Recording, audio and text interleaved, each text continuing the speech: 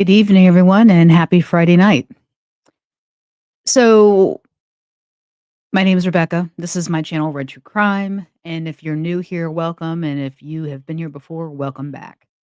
And I take a moment to thank everyone who's supported me thus far. And if you have not subscribed to the channel, please do so and share and like and all that good stuff and donate if you feel so inclined. It is a rough economy. Um, so If you see the title of this episode, you know that I'm going to be talking about the Marissa Carmichael case. And this case is the very first case I ever covered on this channel and covered it at length. For a few months there, I didn't talk about anything else but Marissa Carmichael.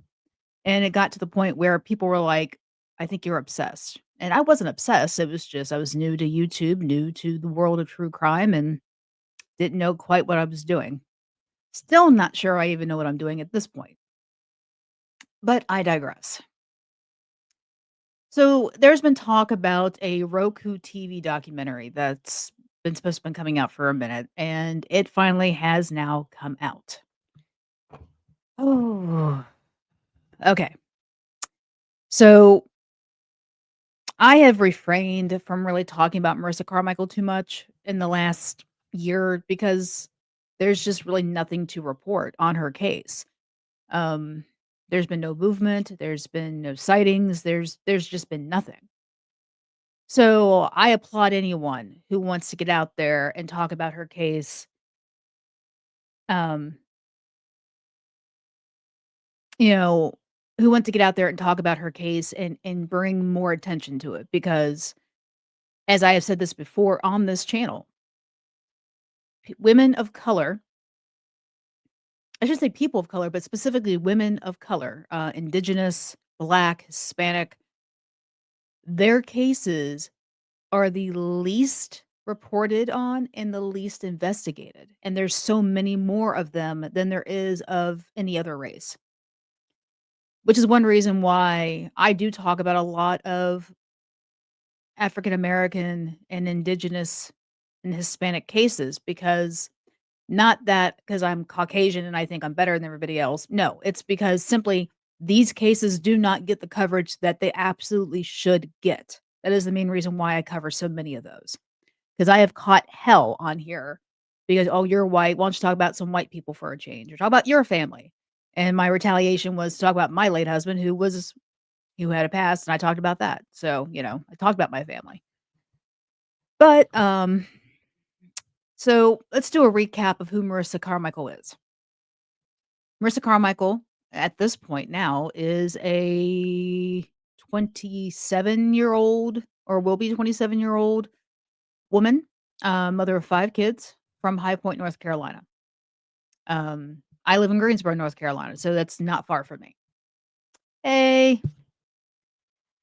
thank you guys for joining in on the chat here. But she has 5 children, and at the time of her disappearance, uh, she was 25. So let's go back. Marissa went out with some friends. That is true. On the night in question, she left the house on January 13th with one friend, a woman that had been living with her family.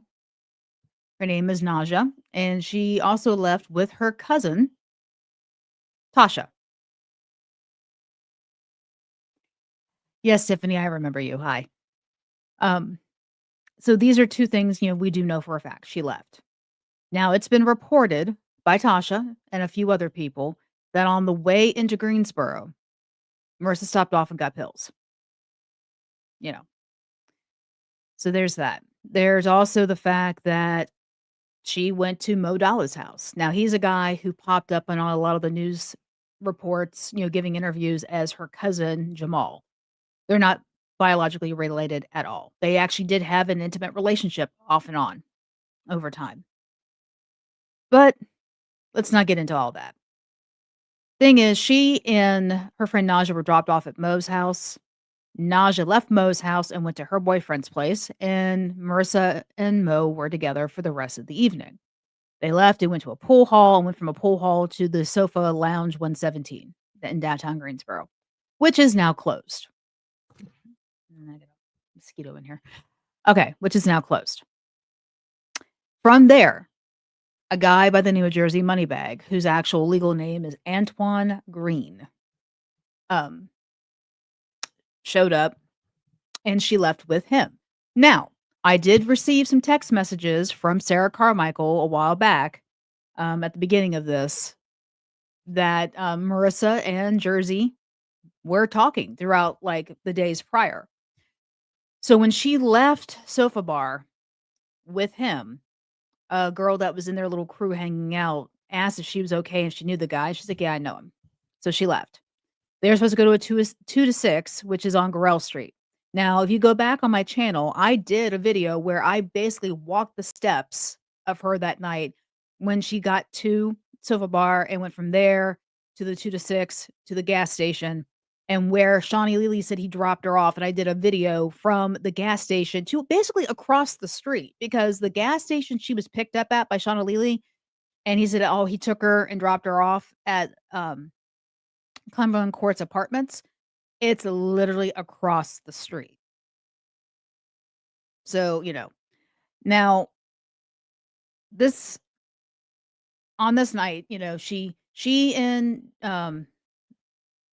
Jersey went to the 2 to 6, but they never ever went inside. Now that is one thing that we do know because everybody that I have talked to and other people that work in my little crime group that we interviewed and talked to made it clear she never went inside the building where this party was. But she was outside in front in a car with Jersey doing grown-up things. At some point, they get into an argument. He takes her to the Exxon, which is literally like less than 3 minutes away from the 2 to 6, and kicks her out of the car. Now she goes in, she calls 911, makes the report that she's been robbed, she doesn't know where she is, all these other things. Now her mom swears up and down she felt that she was drugged. She didn't sound right. I can't speak to that because I don't know what Marissa sounded like from before. So it's possible she could have been on something. Now, there was a girl hanging out with her, I think her name is Bubbles, that was at the Sofa Bar with her, and she said Marissa really didn't drink that night. So, I don't know. Like I said, I wasn't there, I do not know. But he leaves. Shawnee Lily shows up after she's already, while she's on the phone with 911 and asks if she needs a ride. Then she gets in the car with him. Now keep in mind, Jersey has run off with her phone, but she's got her purse. Because you see the purse in the, surveillance footage at the gas station, it's on the counter. So, she's in Sean's car and she's calling home. She's calling Naja, she's calling her mom, she's calling everybody. Finally, she calls her stepdad. I would say I put this in air quotes because her mom and this guy were never married, but he's been part of her life since she was a child. So, she gets a hold of him. He goes up and wakes Naja up, who's sleeping in her bed, and she tells Naja, "Hey, I need to get hold of Jersey. He's got my phone. How do I do this?" Right? Not at any point does she tell Naja, "Hey, I've been abandoned at a gas station. I need help." She doesn't tell her stepfather this either. She doesn't tell anybody anything that she's in trouble and that she's in distress. Now, that is key. Not at any point does she feel she is in distress. And truth be told, that conversation right there with Naja is the last conversation anyone had with her that night. Now, granted, this is now Sunday the 14th. Now, Sarah gets up, her mother gets up around like 11, 12 o'clock Sunday morning, and she sees her phone. She's got missed phone calls from a number she does not recognize. She goes upstairs, doesn't see Marissa there, sees Naja there still sleeping, wakes her up and says, "Where's my daughter?" And then there's a whole conversation about that. And then Sarah starts calling back the number that's on her phone. And she gets a gentleman. Now, she's saying up and down that the person that answered the phone was Shawnee Lily. I don't know. Yeah, I'm taking her word for that. And he says, "Oh, Marissa is still asleep. I'll have her call you back." She calls back later. Then he says, "Marissa's at the store. I'll tell you where she's at." Never was at the store. Now, I don't believe anybody actually got in a car and went to Greensboro and went to the gas station slash store that Marissa was supposed to be at. I don't believe any like that happened. But this is when her mother is very concerned. "I can't get a hold of my daughter. I don't know what's going on." And It's a holiday weekend because the very next day, this is a Sunday when Marissa goes missing, and unfortunately, Greensboro PD does not work weekends. The police system here is a bit of a joke. Um, if you need to report a crime, good luck. I'll just say that.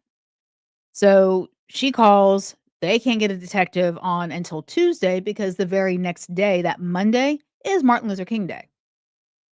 So, that's why there's a little bit of a delay of getting her actually reported. And that's not anybody's fault on that one, except for the cops because they don't work weekends. And apparently, crime doesn't happen on the weekends. So Marissa's missing.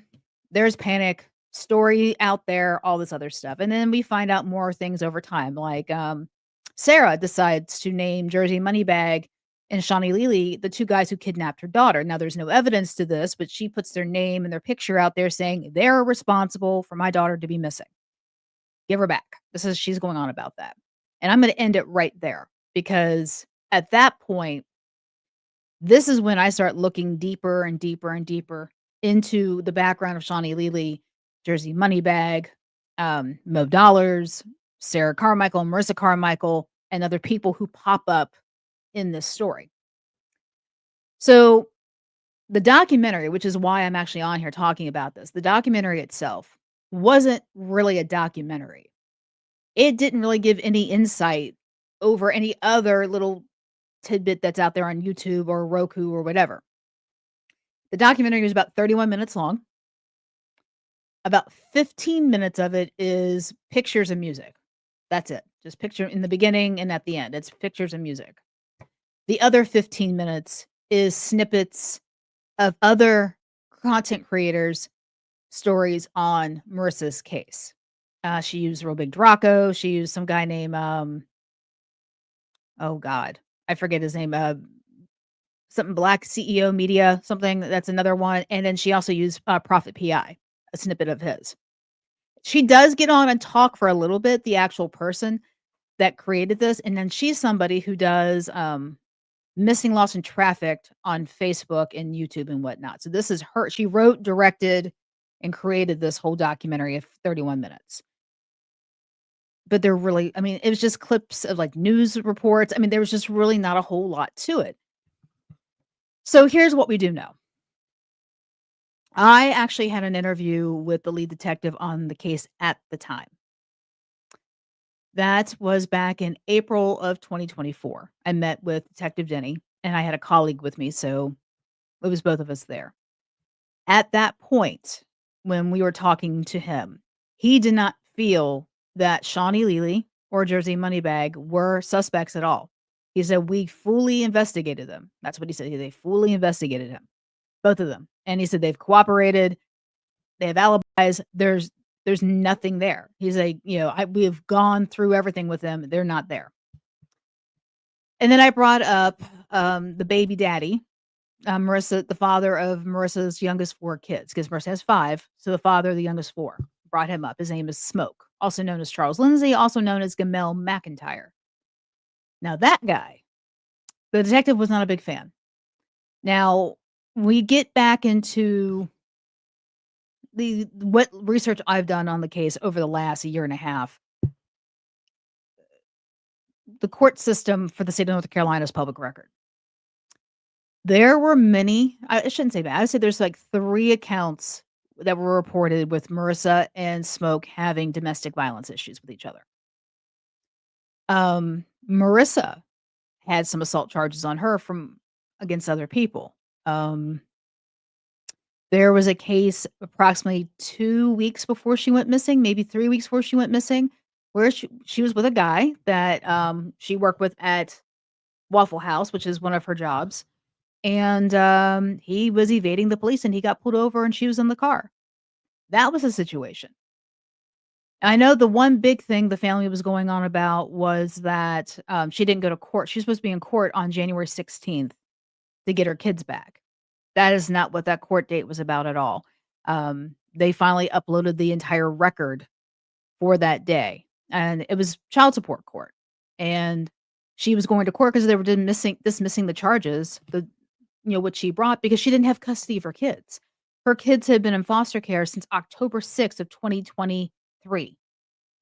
This is January 16th, 2024, and it was already gonna be dismissed whether she showed up or not. That was the situation there. So they weren't going to get her child support. They weren't gonna get her medical care. They weren't gonna get her, custody because she didn't have custody to begin with. They were already in the in the foster care system. Okay, so that was the other thing. And then, more things get found out. You find out that Jamal, also known as Mo Dollars, is a traveling strip club. And Marissa was a dancer for him. There was photos, there was video of her dancing in places where they were having things and she's in her underwear dancing. It is, I mean, it's there. So she was living a very adult lifestyle, whether she was doing it for money or just for fun, I don't know. I was sent a video of her having sex with a man. I don't know if it was for money or was it, I don't know what that was about. I was also sent an ad where she was advertising services at the Red Roof Inn. These are all things that it came out. So here's what I'm going to take on this. The documentary didn't really, like I said, did not reveal much. It didn't reveal anything concrete. And there is nothing concrete, but here's what we do know. Marissa is missing. Marissa has made no contact with anybody, friends, family, her children, nothing since January 14th, 2024. We're almost to 2026. So we're getting on 2 years of her missing. Her children are now they're out of the foster care system. They're now with the father of the youngest 4. And her mom is convinced that she's being trafficked out there somewhere. The detective on the case, lead detective on the case at the time, Detective Denny, made it clear to me and my colleague that he did not think she was being trafficked. And he also did not think she ran off on her own, like just disappeared to get away from 5 kids. He's of the impression that she's no longer alive. That is the impression I have too. I want to be wrong. Don't get me wrong. I want to be wrong because her coming home to her children is the ultimate thing. And I want to be wrong that she's no longer with us. But as more time goes on, I really think that's where we're at with this. And yeah, I just, yeah, that's how I feel about it. I think that's where we're at. But I can't knock her mother for having hope that she's still alive out there. Because honestly, until they prove that she's not alive, that's all you can do, you know? So I don't blame the woman for having that belief. I don't, because, it's better than believing she's deceased but you don't have proof. You don't have proof either way.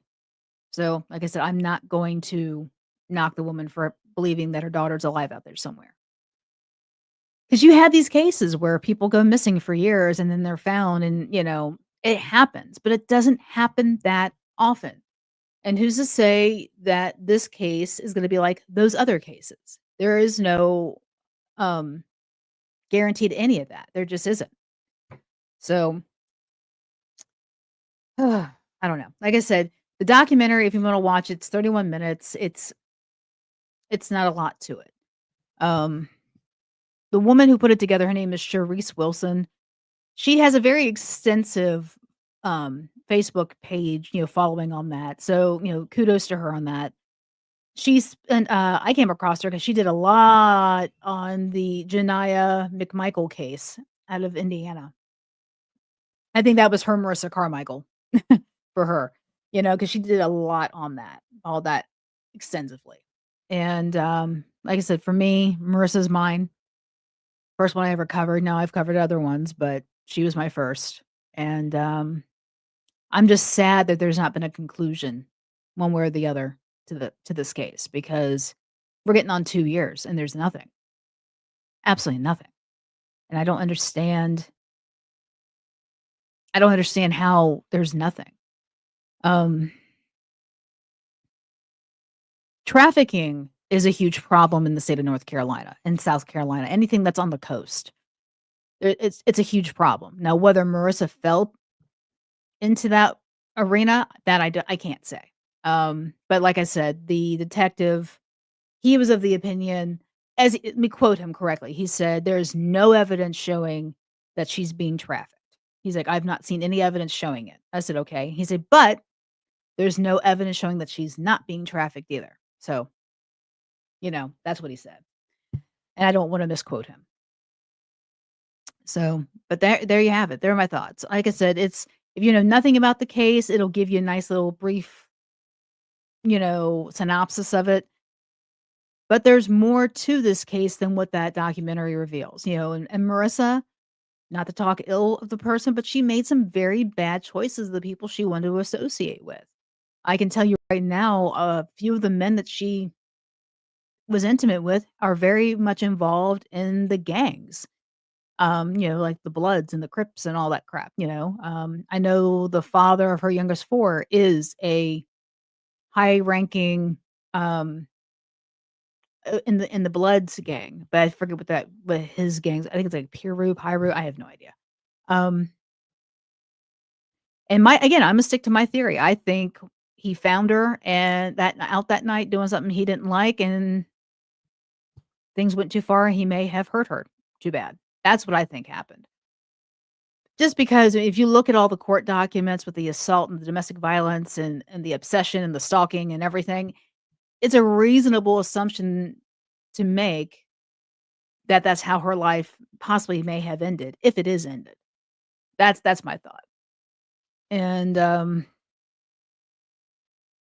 like I said, I she just made some bad choices in my opinion. And people keep saying, "Why do you bring up the past? Why do you bring up all the stuff she was doing?" Because we don't know why she's missing. So I'm gonna state this again. When someone goes missing and you don't know why they're missing, their past and their present, no matter how good or bad it is extremely relevant until it's proven not to be relevant. And that, I'm gonna stick to that. And that's how that works because you can't say, "Oh, this had nothing to do with it," because you don't know. You don't know why she's missing. You don't know why anybody's missing.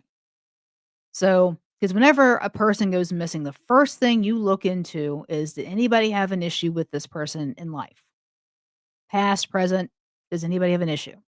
And then you look at the people they are intimate with, you know? Is there a problem there?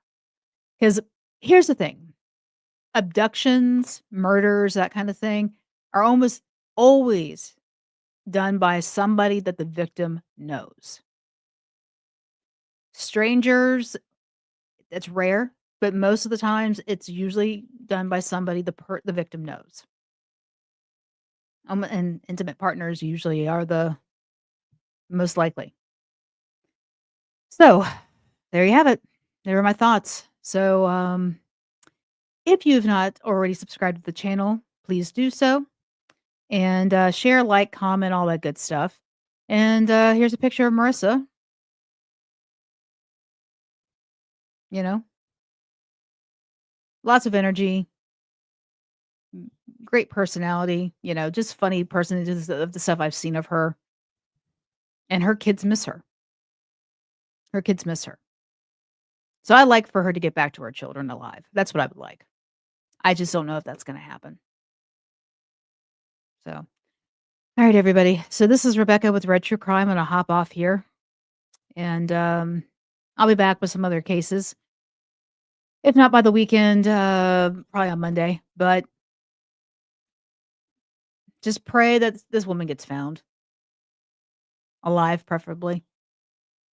And like I said, if you go to YouTube, it's Roku TV, Marissa Carmichael Doc, and it pops up um, on there.